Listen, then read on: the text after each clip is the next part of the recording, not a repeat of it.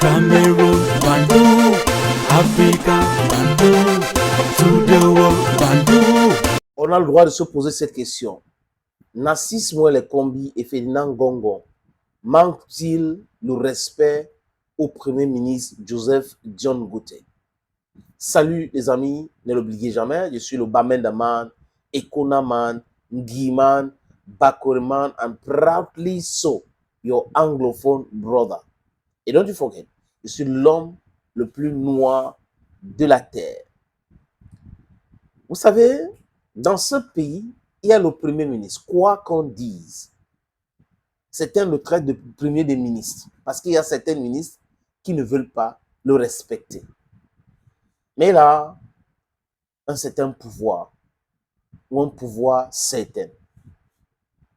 Vous avez vu, à l'époque de la guerre au niveau de entre la FECAFOOT, le MICEP et le SGPR, la personne qui a mis de l'ordre, c'est le Premier ministre. De l'ordre à quel niveau, les amis? Il a observé toutes ces choses-là.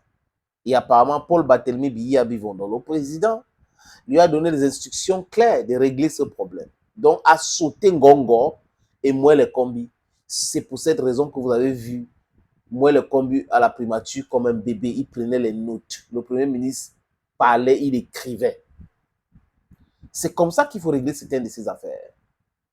Le Premier ministre a dit à l'époque que si la FECAFOOT et la CAF ont décidé que le match Cameroun-Namibie va se jouer à Garoua, vous allez jouer à Garoua. Un point, c'est tout. Et ils sont allés à Garoua. Bis repetita. Nous avons un Premier ministre dans ce pays qui a ordonné à son secrétaire général, nommé par décret aussi comme Gongo, Séraphin Fouda, d'écrire au ministre des Finances, Louis-Paul Motazé, en lui demandant de mettre à la disposition de la Fédération camerounaise de football 350-360 millions pour l'organisation de MTN Elite 1 et MTN Elite 2. Et que c'est à la discrétion de la FECAFOOT. C'est la FECAFOOT qui sait comment gérer cet argent. Le Premier ministre a fait écrire, donc le Premier ministre a donné les instructions.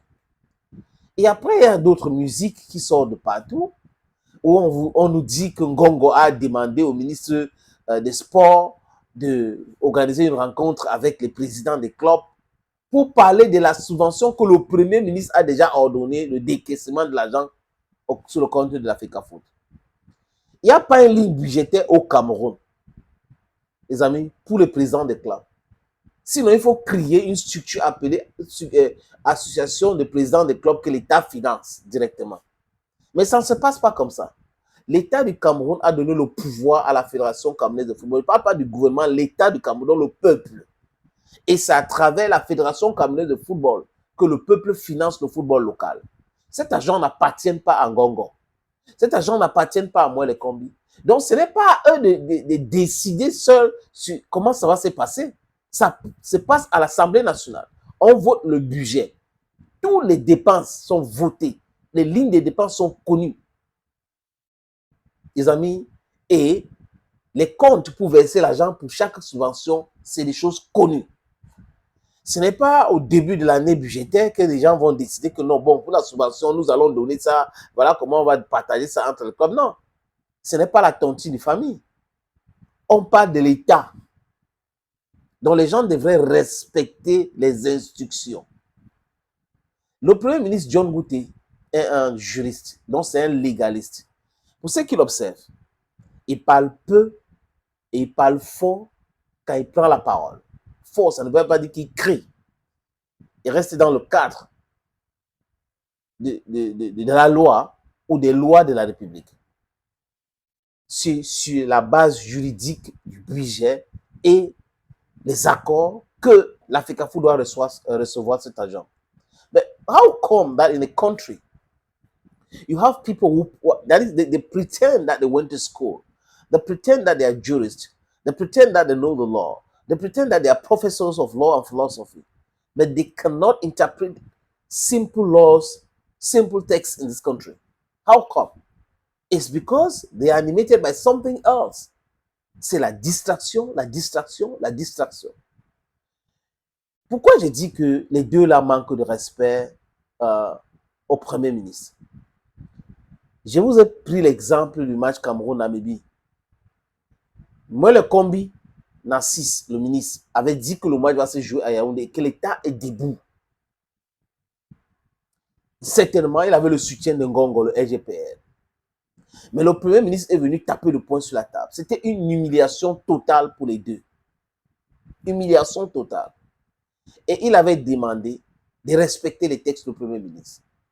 On a vu encore une autre réunion à la présidence de la République où il y a eu Bargamboa, Ferdinand Ngongo, moi le Combi et Samuel Eto'o-Fils pour essayer de trouver un consensus sur la liste des entraîneurs d'encadrement de l'équipe nationale. Et Eto'o là-bas a eu gain de cause.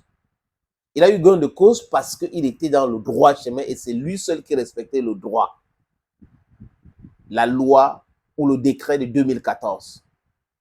Personne d'autre ne respectait ça. Les gens parlaient de la convention, l'État, c'est le président. Il y a même M. Toulou qui a dit que c'est le chef de l'État qui avait nommé Marc Brice. Donc le Premier ministre parle, les ministres continuent de parler.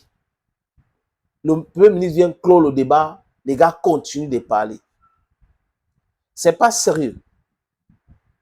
Ce n'est pas sérieux. Je ne sais pas si c'est parce que il est mon frère, mon grand frère, que ça se passe comme ça. Vous savez, dans ce pays, on nous a toujours manqué de respect. Oui, on nous a toujours manqué de respect. Peut-être qu'un jour, les amis, je vais vous raconter mon histoire, mes déboires dans ce pays. Mais certaines personnes devraient savoir que leur poste, ils ne peuvent pas être éternels dans leur poste. Avant eux, il y a eu des gens. Avant Ferdinand Ngongo, il y a eu des secrétaires généraux. Je ne sais pas si c'est secrétaire généraux ou autre. Il y a eu des secrétaires généraux à la présidence de la République. Avant Narcisse Mouelle Kombi, il y a eu des ministres des Sports. Aujourd'hui, ministre des Sports et de l'Éducation physique. Après eux, il y en aura.